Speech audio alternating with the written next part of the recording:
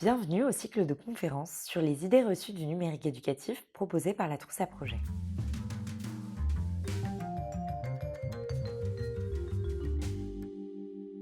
Idées reçues. Maintenant, découvrez le vrai du faux sur le numérique scolaire grâce aux experts. Et donc notre question aujourd'hui, notre idée reçue, hein, c'est: vrai ou faux, les élèves ne s'informent plus ou pire, ils s'informent mal? Voilà, point d'exclamation. Donc pour répondre à cette question et démystifier évidemment, très largement cette idée reçue, nous avons le plaisir d'accueillir Anne Cordier. En fait, moi, j'ai envie avant tout de démarrer par, mais c'est quoi s'informer, en fait? Mmh.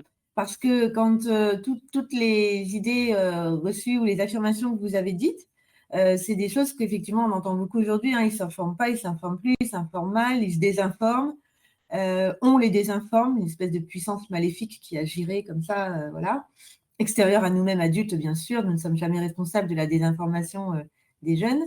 Et en fait, ça pose vraiment d'abord la question de c'est quoi s'informer. Et quand on interroge déjà les adolescents et quand on regarde leurs pratiques d'information, on voit qu'en fait, il y a la question des pratiques d'information sur l'actualité politique, culturelle, sportive, nationale, internationale. Je fais exprès de faire les différentes échelles. Et puis les pratiques d'information dites documentaires, plutôt sur les loisirs ou l'exposé qu'on doit faire en classe sur les pyramides. Ou les informations de service. Je cherche un stage en alternance. Tout ça, c'est des pratiques d'information, en fait. Donc aujourd'hui, quand on dit « il ne s'informe pas, il s'informe mal », il faudrait qu'on précise à quel type d'information on fait allusion. Première chose. Ensuite, une deuxième chose sur ces questions-là, c'est comment on mesure ça et comment on peut aujourd'hui dire que les jeunes sont enclins à être dans une désinformation, etc. Et avec quelles intentions on dit ça? Alors, je vais prendre un exemple. On a eu une étude l'année dernière, une grande enquête inédite, nous disait-on, auprès des 10-15 ans, public jamais étudié scientifiquement, nous disait cette enquête, ce qui fait toujours plaisir pour un grand nombre de personnes. Et on nous disait, voilà, cette étude, elle nous montrait que 85% des 10-15 ans sont complotistes. Donc, l'inquiétude, évidemment, était grande. Les médias ont relayé avec force cela. Sauf que cette enquête, elle était diligentée donc c'était une enquête menée par le CSA, mais diligentée par Milan.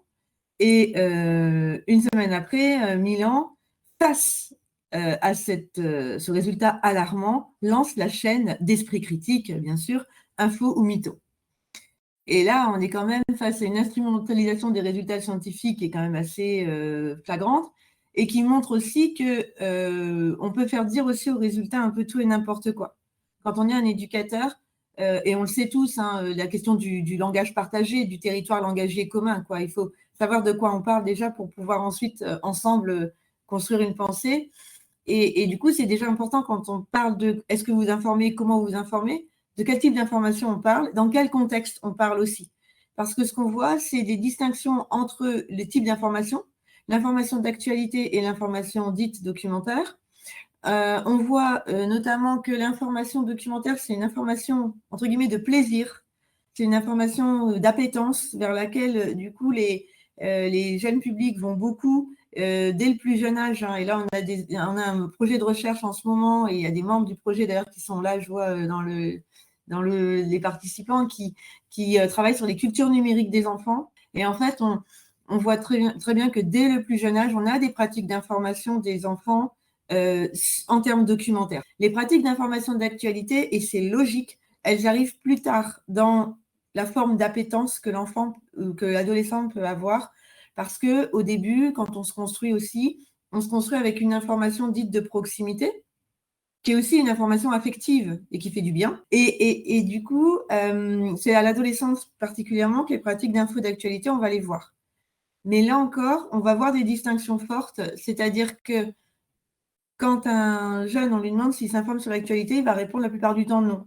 Parce qu'en fait, par questionnaire, parce qu'en fait, lui, il entend, ou elle entend, l'information, je cite, sérieuse, l'information, je cite, grave, c'est les mots qu'ils emploient, et Mmh. c'est l'information politique, nationale ou internationale.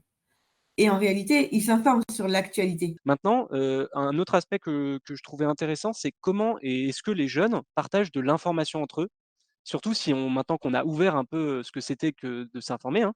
C'est pas juste l'information d'un journal sérieux qui, voilà, effectivement balance des informations pas toujours réjouissantes, mais ça peut être beaucoup d'autres choses, de l'actu des stars, des films, de la culture en général.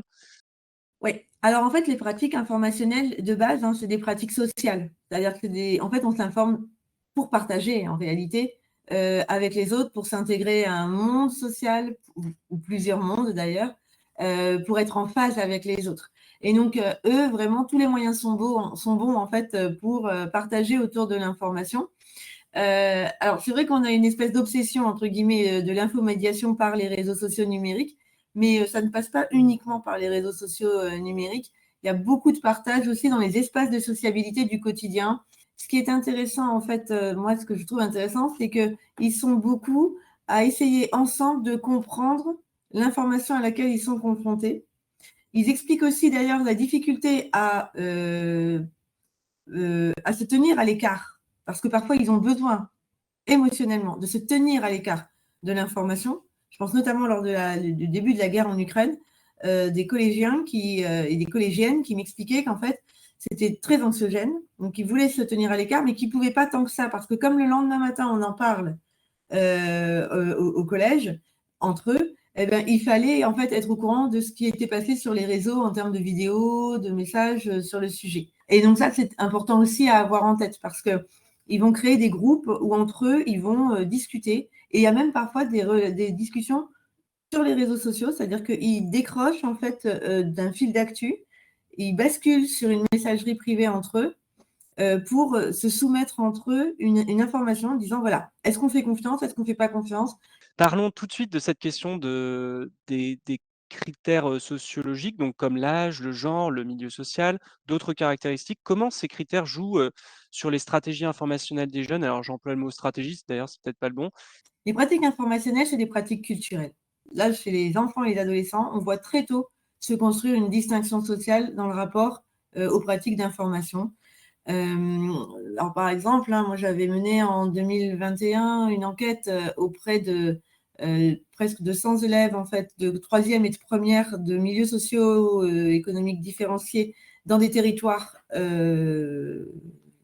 différenciés aussi.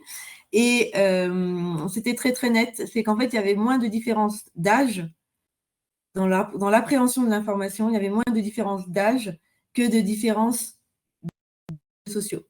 En clair, les élèves de troisième de milieux sociaux favorisés et les élèves de première de milieux sociaux favorisés avaient une vraie culture des sources. Et ça ne veut pas dire que les autres n'ont pas de culture, mais ils n'ont pas une culture des sources. C'est-à-dire qu'ils savent identifier, même s'ils ne l'utilisent pas, les élèves de troisième, ils parlaient du Monde, ils parlaient de France Info, ils parlaient du Petit Libé, ils parlaient de choses, de ressources informationnelles et de médias clairement identifiés et cartographiés en réalité. Là où pour les autres élèves, on n'avait pas ces ressources-là. Dès le plus jeune âge, il est essentiel qu'on cartographie de façon claire en fait les ressources informationnelles, qu'on montre en fait, qu'on donne une culture des sources très vite, très tôt, et qui soit vraiment travaillé tout au long du cursus pour que on puisse au maximum limiter les effets d'inégalité sociale, parce ils sont très forts. Après, il y a juste une dernière chose sur les critères, et ça, c'est presque pour faire sourire, si tant est que ce soit drôle. C'est que dans l'enquête que moi j'avais menée sur les 200, là, troisième, première, j'avais appliqué un critère, une variable du genre pour voir s'il se passait quelque chose entre les filles et les garçons. Et alors, c'est pas drôle, mais ça m'avait fait sourire au final.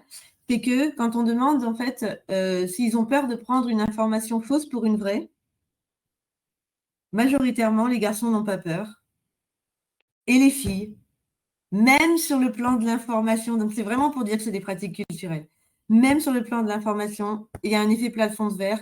Les filles sont persuadées qu'elles ont plus de risques de tomber sur de prendre une information fausse pour une vraie.